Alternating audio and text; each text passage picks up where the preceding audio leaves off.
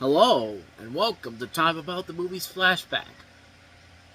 I have no idea why I decided to start this off as Christopher Walken, because he is in none of the three movies we're going to be looking at today, but, I don't know, do something a little bit different. But it's December. It's December 12th, 1986, and we have two comedy classics to take a look at, along with another film directed by Bruce Beresford, who will give us Driving Miss Daisy in a couple years. So, with all that said, let's get to it. Let's start off with the biggest of the new releases. Eddie Murphy back again in a new movie. That is, of course, The Golden Child.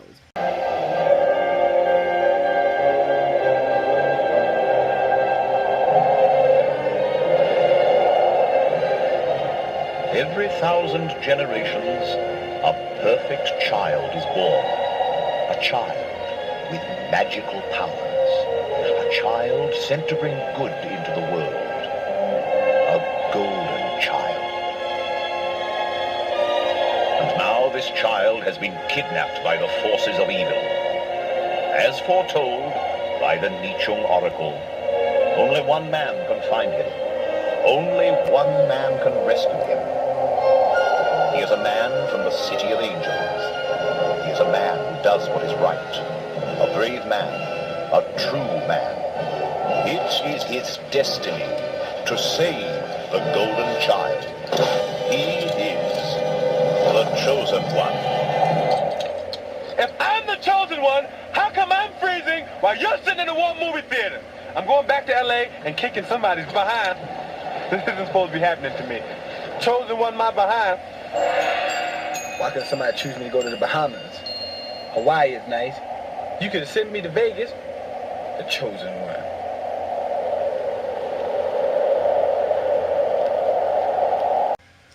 Believe it or not, that was actually a rare trailer to find for a long period of time. But finding that a couple years ago, I mean, it just takes me back to, you know, that feeling you got when you were sitting in a movie theater. Like, imagine if you were sitting in a movie theater in the summer of 1986, and you would have seen that in front of Top Gun or Crocodile Dundee, this teaser for this big holiday film that Paramount's got coming out for the holiday season. They sadly don't do that type of stuff anymore. I mean, trailers usually come out within, like, 2 to 3 months before the movie comes out, or unless this is some blockbuster, and they'll tease maybe one or two, but not like back in the day when they used to do it all the time for a lot of different movies. But that was actually, like I said, it's a rare trailer that you could find for a long period of time, and then just recently it popped up online, and now you can find it everywhere. I think it's actually available on the recent Vinegar Syndrome Blu-ray set. But this is The Golden Child, in which Eddie Murphy stars as a Los Angeles social worker who is informed that he is the chosen one, and is determined to save the Golden Child, a kidnapped Tibetan boy with mystical powers who is said to be the savior of all humankind. He faces off against an evil enemy played by Charles Dance, and also features James Hong and Charlotte Lewis. Directed by Michael Ritchie, who gave us Bad News Bears, and this is written by Dennis Feldman, who I feel like I've seen his work before and stuff. I can't remember what else he did. Yeah, I knew this guy's work was familiar. He did Real Men with James Belushi and John Ritter, but he also did the Species movies. He wrote the script for those movies. But before this film, he did Just One of the Guys, which is probably his best film overall. This actually got badly thrashed by critics at the time overall, but it was still a massive hit because it was still an Eddie Murphy vehicle, and he was still one of the biggest draws in Hollywood at the time. And when you watch the movie, it's not hard to see why, because the movie overall, it's still a very fun movie. No, it's no Beverly Hills Cop. No, it's no Trading Places. It's no 48 Hours, but it certainly beats the crap out of something like, you know, A Best Defense, which was the movie where he was forced in there with Dudley Moore. He wasn't even in the original script for that. They rewrote him in because of the success of Beverly Hills Cop and also 48 Hours and Trading Places. But here, it's Eddie Murphy doing what Eddie Murphy does best. It's a very fun movie.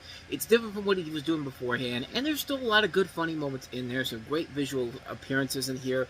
The practical effects in this are impressive to look at. The set decoration is incredible. I mean, this is still a really impressive movie to watch overall. It reminds me of a lot of another movie that came out around the same time, The Last Dragon, kind of. Except The Last Dragon, I think, is a much better movie overall. But this is still a really good movie. One that I think gets unfairly criticized as being a bad film. I don't think so, especially considering that Eddie Murphy has done so much worse than this. Some will actually get to on the regular Time About the Movie show coming up in a couple weeks, but anyway, that's The Golden Child. I really enjoy it, but let's go ahead and get to easily the best movie of the weekend, and that is, of course, Steve Martin, Chevy Chase, and Martin Short as The Three Amigos. The town is yours, muchachos!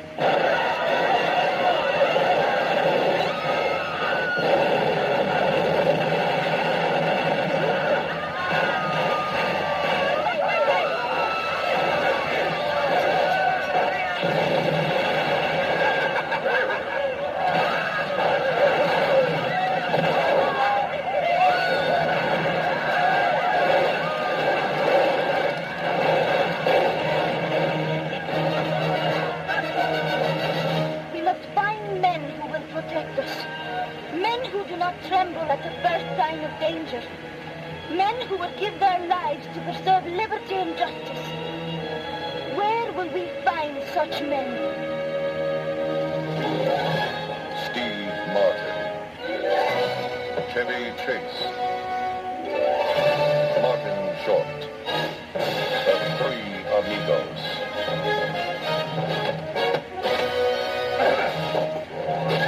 Let's ride!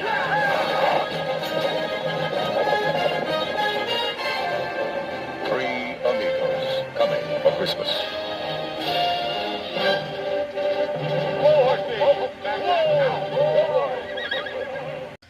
One for each other and all for one. The three brave amigos are we. Brother to brother and everyone, the brave amigos. I could do the whole opening song of the movie, but don't ask me to do the "We are the three amigos" thing, because I will not last as long as they did in that opening. But this is a freaking classic, man. Three Amigos. You have Steve Martin, Chevy Chase, and Martin Short as three out-of-work silent film actors who are mistaken for real heroes by the desperate inhabitants of a small Mexican village under threat by a notorious bandit played by Alfonso Aru and his gang. So yeah, we've kind of seen this story touched on several times before, and even before this movie came out. But, you know, most notably, A Bug's Life was one of the prime examples later on down the road. But, I mean, this is a classic movie.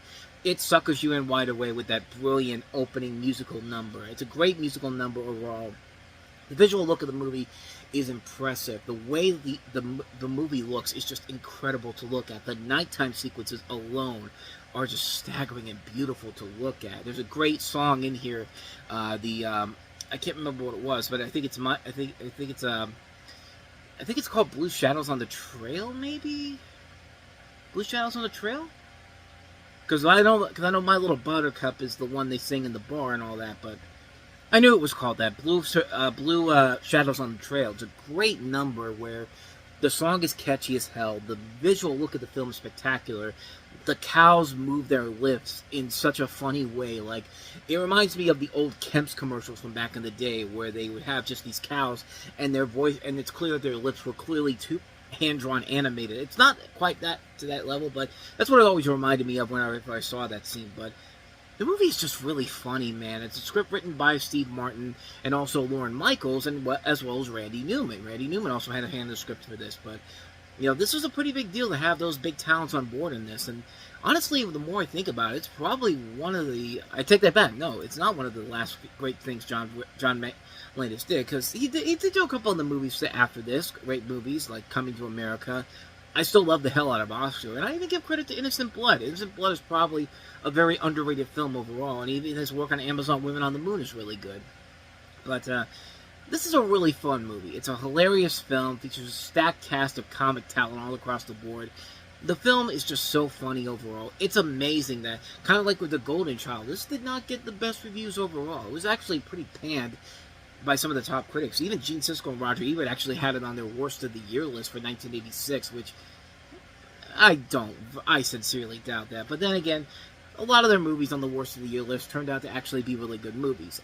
You know, stuff like Happy Gilmore and Black Sheep. Even though Black Sheep's no Tommy Boy, that's still a hell of a lot better than some of the comedies I saw in 1996. But I digress. Three Amigos. What more can you say about? What else can I even say about this film? Hasn't already been said already. It's funny. It's well done. It's great to look at. it's a comedy classic on so many levels. One of my favorite comedies of all time. So with that said, let's go ahead and move on to our last movie that we have here. Diane Keaton, Sissy Spacek, and Jessica Lange. 3 of the more recent Oscar winners in the movie, which clearly means they're going to get some more Oscars for this. Here's, forgot the name of the title for a second there. Crimes of the Heart. That bit of sweet TV says, Crimes of the Heart is full of nutty but irresistible characters. So how's your eye? Big emotion, startling humor, and profound insight. It is surely one of the best films of 1986. Diane Keaton, Jessica Lange, Sissy Spacek. Crimes of the Heart, rated PG-13. Now playing at select theaters. Check local listings. Yeah, don't let that happy music fool you. That last shot of all 3 of them looks like they're about to. This looks like what they're about to do to the victim of their latest victim, like Secret Dark stuff, which I'm not too far off on because, yeah, this is actually a black comedy, believe it or not. It's based off of a Pulitzer Prize-winning novel by Beth Henley, and it follows the McGrath sisters, played by, like I said, Diane Keaton, Jessica Lange, and Sissy Spacek, who reunite in their family home in Mississippi after the former is arrested for shooting her husband. Each sister is forced to face the consequences of the crimes of the heart she has committed. This also features Tess Harper, who actually got an Academy Award nomination alongside Sissy Spacek. You also have Sam Shepard, and also, I thought there was another notable name here, but, yeah, this is a film that is kind of an equivalent to Hannah and Her Sisters, kind of, except this doesn't have the same witty shtick that Woody Allen usually puts in his movies, but it's not a bad movie per se. It's just a kind of typical Oscar bait movie, and when you have 3 stacked actresses who have won Oscars in the past, Diane Keaton, Jessica Lange, and Sissy Spacek, they're expecting this to get several awards, and some people might look at that as kind of a move by the studio where it's really trying to just go for the Oscar bait type of stuff, and I can't really argue with that per se, because that's what kind of the movie is.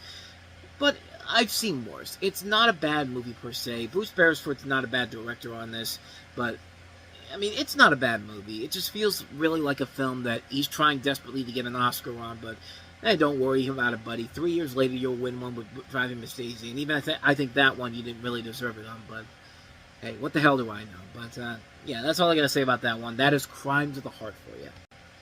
And thus, with all that said, we wrap up another episode of Time About the Movies Flashback, and hey, we got 2 weeks worth of movies to take a look at next time around.